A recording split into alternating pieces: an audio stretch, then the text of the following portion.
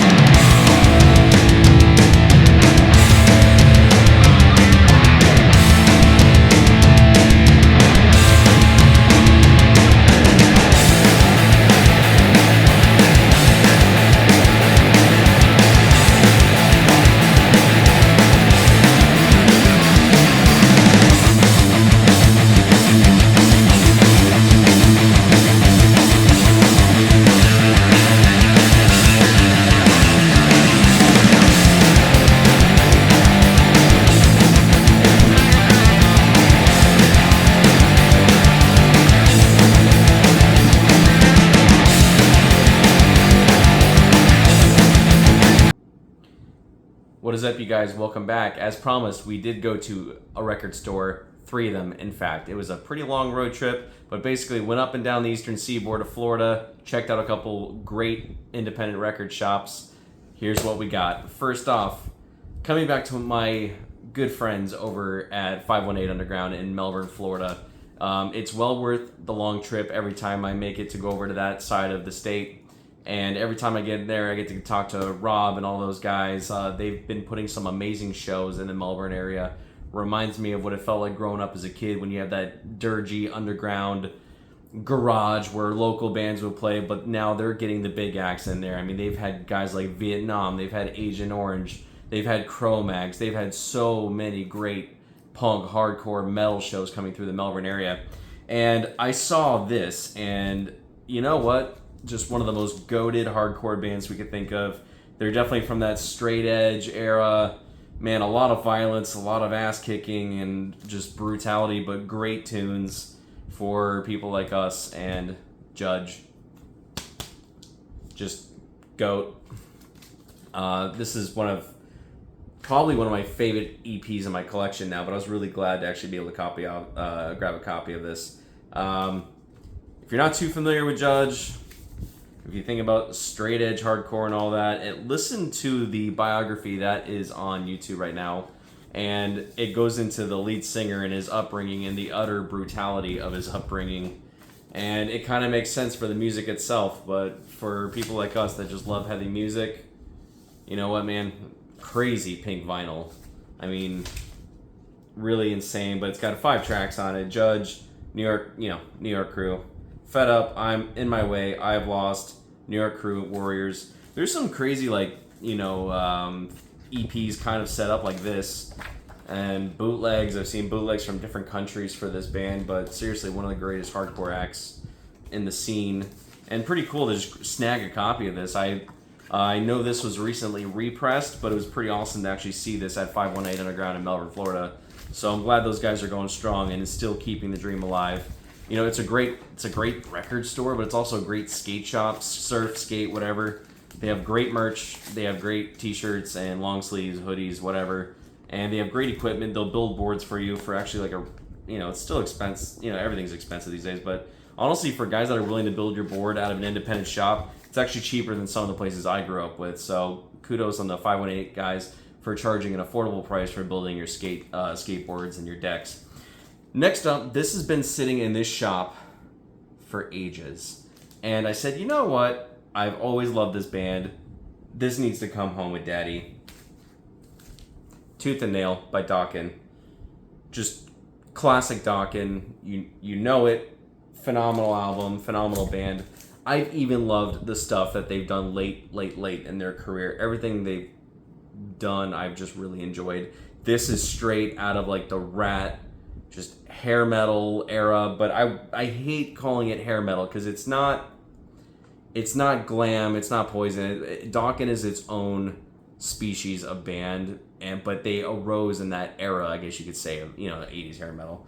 And I hate calling it that because I love any era of heavy metal, to be honest with you, but 80s is just very special to everybody. But I love this sound they captured. That Sabotage sound is the only way I can explain it, where a lot of bands were recording the entire song live and then it was being put onto LP. So Sabotage recorded Hall of the Mountain King and Fight for the Rock that way, and Dokken and a lot of the bands of this era recorded theirs in the same way. So this is just classic Dokken, really a phenomenal record. Really glad I can have this in the collection.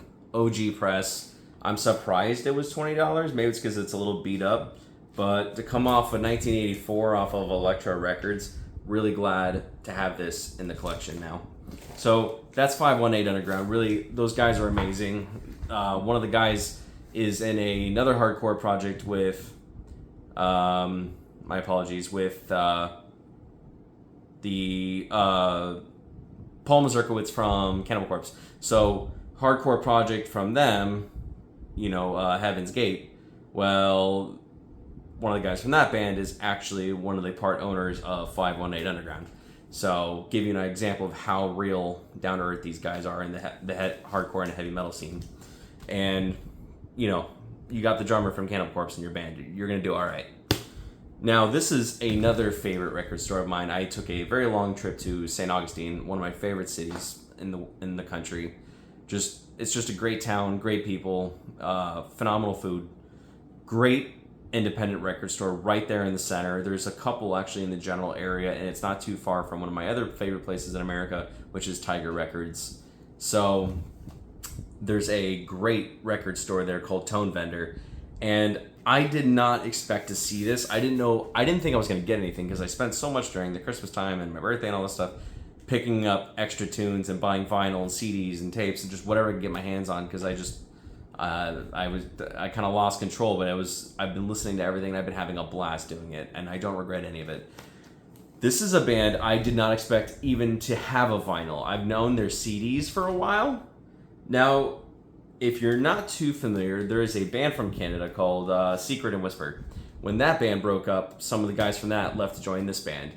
If you've ever wondered what it would sound like to have Alexis on Fire and Fate's Warning join a band and create a baby of music, that is what this sounds like. And I know you're thinking, wait, did you just say Alexis on Fire and Fate's Warning? Yes, I did.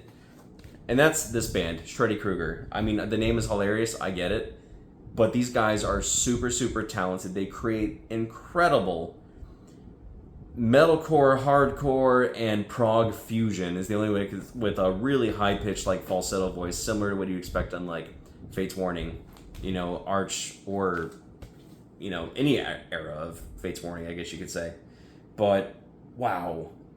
The fact that they had this on vinyl shocked the heck out of me, because I did not know this created, but this is off of In Vogue Records. An incredible band from the ashes of Secret and Whisper, and like I said, Alexis on Fire and Fate's Warning. That's the only way I could explain this band. Their first album, The Grieving, when they had first announced the band, just came out the gates, and they were just already badasses right out the gate. And then they just kept releasing music. So we are very, very lucky in the heavy metal community to have bands that can do stuff like this kind of music. There's a lot of softer moments, a lot of like emotional, melancholic, and melodic moments, and then a lot of good screaming vocals, like highs and lows, and a wide range of musicianship with lead guitars, hooks, guitar solos, everything you could want from a metal band. These guys really are a talented group of people, and we're very fortunate in the heavy metal community to have these guys. So, of course, Tonevendor Records. I did pick up one more thing, and I did not know what this was. I've seen this once before and did not pick it up because I literally could not find information about it. Well, I went for it. This is Deadbeat, The Innocence of Nihilism. If you don't know what this is, don't be afraid, because I didn't know what it was either, but I was like, $5. I've found really good music this way for cheapo depot records that no one picks up. This is utter sheer brutal DIY hardcore, almost to the point where the music doesn't make sense anymore. And that is the only way. Ooh, gorgeous orangey red salmon colored vinyl. I know it shows up different on the camera, but really is a beautiful tone. I immediately went home and played this because I had to know. It's not on Spotify. It's not online. It's not on YouTube. It's not on Bandcamp. This is straight up DIY German, pissed off, nothingness hardcore. And this band, ironically, has received a lot of praise for this EP because of the DIY nature. Everything was recorded by the band independently, and it's raw, it's nasty, it's dissonant, it's discordant, it's painful. Holy crap. So if you haven't heard this and you can find a way to play this, just sit back for a minute and try to just figure out what they're doing, because it really is genius. But your average listener is going to listen to this and be like, oh my god, it hurts. Like, everything's so dissonant. There's pentacords. Why is it so discordant? Why does it hurt so much? And then you get to the end of it and you're just like, what happened to me? And yet, it's still kind of fun. And I know that sounds psychotic, but it really is a nihilistic, nothingless, the world means nothing, you work your ass off to achieve nothing kind of record. And it's not something I can play all the time, but I did play it and I was like, dang, I'm going to play it again. Because there's these little hidden moments in there where you find like a little bit of like solace for a second, and then they immediately go into a rampant rampage. So it's worth finding, it's worth checking out. It's $5. You can get it super cheap on Discogs right now. It's worth playing, and I think you might even find a way to enjoy it just because it's just something you've probably never heard before. So of course, that is The Innocence of Nihilism by Deadbeat. 2 more records I picked up. I drove all the way down to South Florida, which I hope I never have to do again, with the exception of the Panthers. Go Panthers. This is going for really expensive online, and I saw it in Salem, and I'm glad now I didn't pick it up in Salem because, ooh, there's a poster in there. Found this at We Got the Beats. There's 2 locations. So there's the Oakland side, then there's the Sunrise side. And I picked this up. It's in Fort Lauderdale. I guess maybe that's the Oakland side. Paradise Lost and Requiem, one of my favorite Paradise Lost records of all time. And they had it on vinyl, and I think the reason it was only $17 is it's a little chewed up. But it sounds great, plays great. It's one of my favorite Paradise Lost albums. It's a phenomenal record. And if you know Paradise Lost, you already know about this record, hopefully. But 180 gram vinyl, sounds incredible, looks incredible. Custom center labels right there with our dangerous, scary little mascot for this album. But 180 gram vinyl, weighs 1,000 pounds, sounds great, which is how Paradise Lost should sound. Really, really happy to have this on vinyl. I bought it on CD when it first came out. I got it signed by the band, along with a t-shirt, when they played with Nightwish in Orlando, Florida, a very long time ago. And that's the last time I ever saw Paradise Lost. But notable tracks off this record, oh my god, there's so many good ones. The Enemy, Praise Lamented Shade, but the Secret on here, the Requiem's incredible, don't get me wrong. I really like Prelude to Descent. And there's just this high-pitched, energetic, melodic chord change that goes into like like almost mosh pit style music that just, it totally catches you off guard. But Prelude to Descent really has, like, the last minute and a half of the song is incredible. But really, fantastic record. Glad I picked that up at We Got the Beats over there in South Florida. And I got one more, and it was $5. And it sounds great. So I don't know why it was so cheap. Don't care. Now I have it. Now it's mine. This is Knockout Kid. Manic. Had no idea what it was. And then I was like, why do I know this? One, it reminds me, and it probably reminds everybody of Comeback Kid, which is the famous Canadian hardcore band that we all love dearly.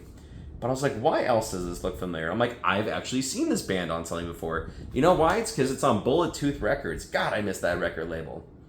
You get plenty of tracks. There's 13 tracks on here. It's a lot of fun. It's basically a crossover between Close Your Eyes punk, like with a cross of pop punk, and then a little bit of hardcore.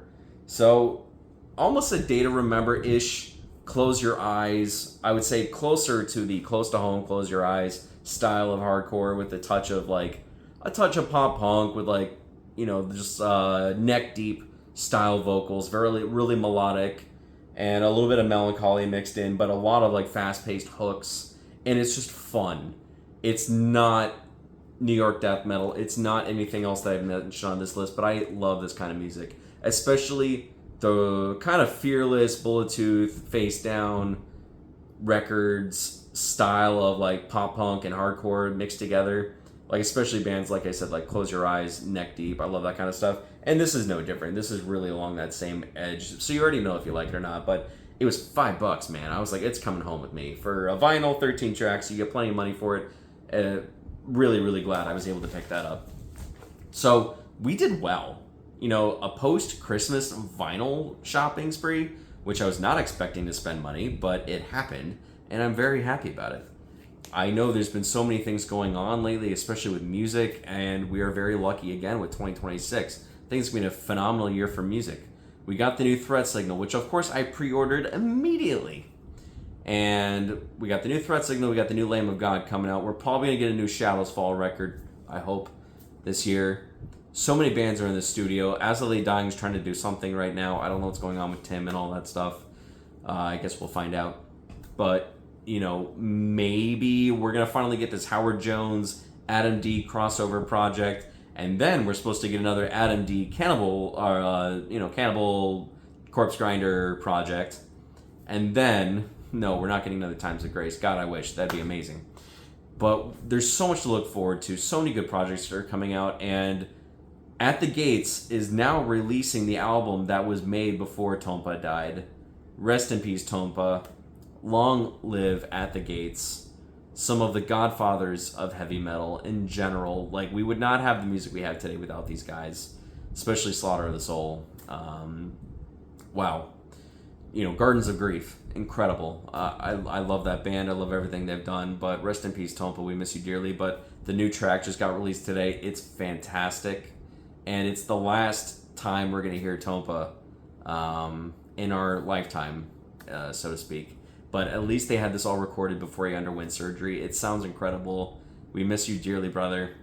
Like I said, so many other good tunes coming out this year. So I think we're going to be in a very, very big special treat for 2026. Hope you guys are doing well. Hope you guys are taking care of each other. And peace.